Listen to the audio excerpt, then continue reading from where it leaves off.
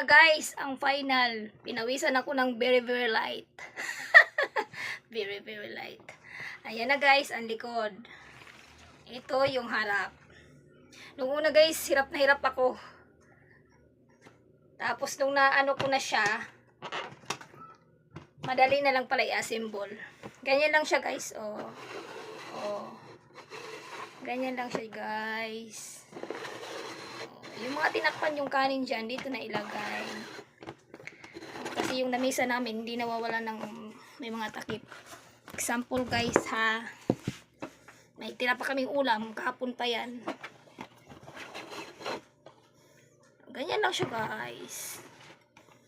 Tapos takpan. O, di ba? Ganyan lang siya. Kasimple. Simple. Dito ko ilagay sa taas. Ganyan lang siya guys. Maganda tingnan no. 5 layers. Mura lang to guys. Thank you for watching. Bye.